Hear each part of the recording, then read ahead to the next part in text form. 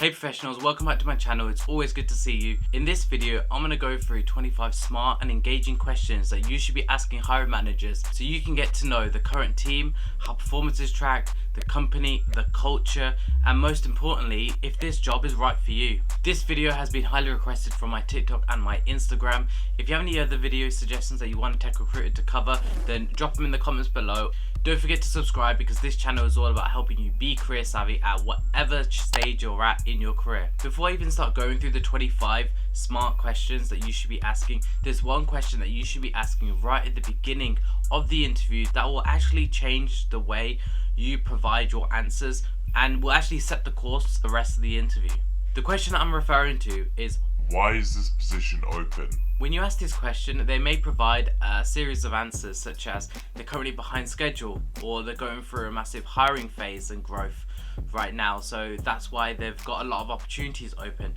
Or maybe someone in the team has just left and moved on to better opportunities, and that's why this position is open, because there's a skills gap at the moment. This is where you can ask a few clarifying questions to the employer, just digging a little bit deeper on what are the current skills that are missing in the team. I hope you can see where I'm going with this, because if you can identify the skill gaps early on in the interview, then you can actually tailor all of your other questions and how you actually demonstrated those missing skills. This will help your answer stand out 100% of the time and will actually provide them with insurance that this is the type of person that we're looking for and this is why we should hire you. They'll be able to clearly see the value that you can provide to the current team. If you haven't already, please drop a like on the video. It really supports up the channel. Without further ado, here are the 25 questions. So you're about to wrap up the interview, and 9 times out of 10, they'll be asking you, do you have any questions for me? The only time where they won't ask you if they have any questions is if they simply just run out of time, and this is where you can actually follow up with a thank you email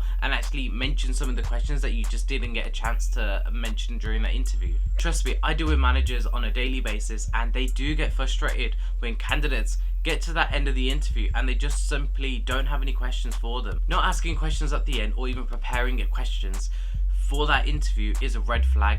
The reason for why it's a red flag is that job interviews work both ways. They're assessing if this is the right job for you and that matches your skill set, and you should be assessing if this is the right company for you that actually matches your career goals and aspirations. The best way for you to assess if this is the right opportunity for you is to ask them questions during that interview.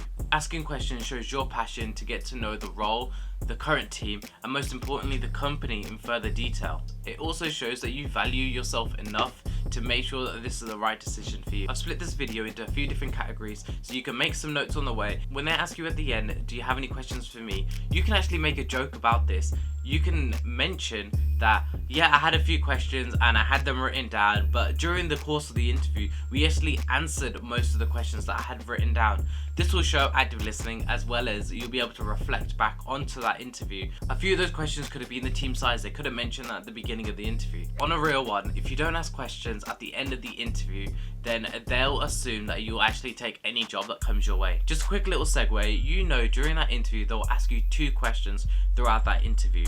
Do you have any questions for me right at the end of the interview? And right at the beginning of the interview, the first question I'm sure they'll be asking you is, tell me about yourself. I have done a video on tell me about yourself and how to answer that properly. I'll put a link in the description down below, but definitely do check that video out because it will give you a really good structured answer. So the first category that I'm going to cover is questions about the job. So a question that you could ask is, in order for someone to be successful in this role, what are the key qualities should they have? This is where they'll highlight the skills that are most important.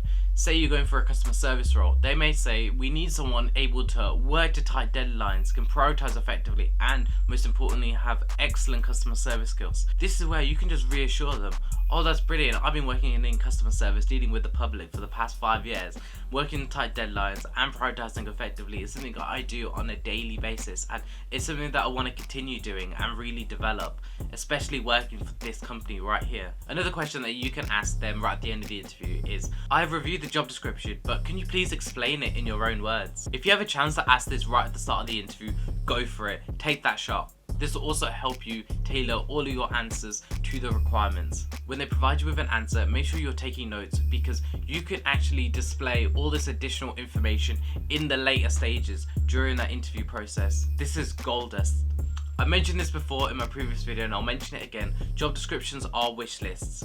You only need to match around 70%. So for them to actually tell you what is the most important aspects of that role, this is really key, because this will help you set yourself up for success. The next question you can ask about the job is, what other type of projects will I be expected to work on? This is a great question to ask if they haven't explained specifically what you'll be working on. Brilliant question if you're applying to consulting roles, because every project will be different within maybe 3 months or 6 months, because every 3 months you may drop off on a project and then start a new project. So really understanding this during the interview process could really help you, because if you've actually worked in a particular industry and you're going to take on a project within that industry, this is something that you can highlight to them just to reassure them that you're right for this position and that you've got the relevant experience. Another question that you can ask about the job is, what are the typical challenges someone may encounter during this position? Finding out the challenges will help you reevaluate if this is the right job for you, and so you're not going to get burnt out or frustrated easily. So for example, you could be going for a business development position, and a challenge could be that generating leads is difficult. You'll have to cold call most of the time. If you're the type of person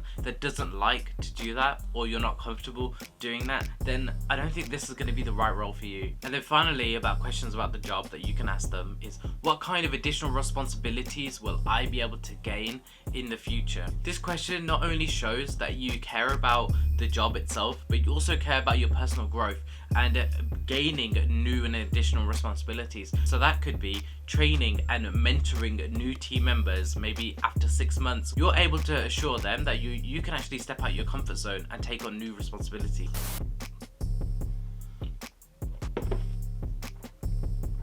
Gotta have a coffee break. My next category of smart questions that you should be asking them at the end of the interview is questions about the team itself. What are you getting into? So right off the bat, you can actually ask them, can you please tell me about the team that I'll be working with? This is a great question, because you can then go on LinkedIn and just doing some intel, getting to know their background of the team that you're about to join. Another question that I feel everyone asks is, who will I be reporting into? But a question that they don't ask is, what are they like as a manager?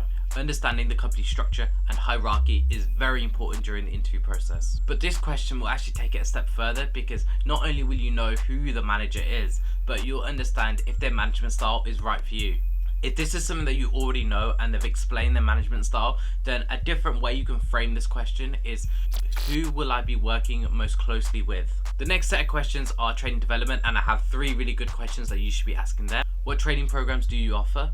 Where have previous employees in this role progressed to? And most simply, will there be opportunities for career development, and what are the opportunities? If you want to know more about the company, then here are 2 questions that you should be asking them. I've read the company values, X, Y, and Z, and make sure you do list them out. But can you tell me a little bit more about them and how everybody embodies these values on a regular basis? Another really good question that you can ask about the company that will actually help you in future interviews when they ask you, why do you want to work at this company, is really understanding the company's biggest achievements in the future. So you could ask them, what is the company's biggest achievements and what do they hope to achieve in the future?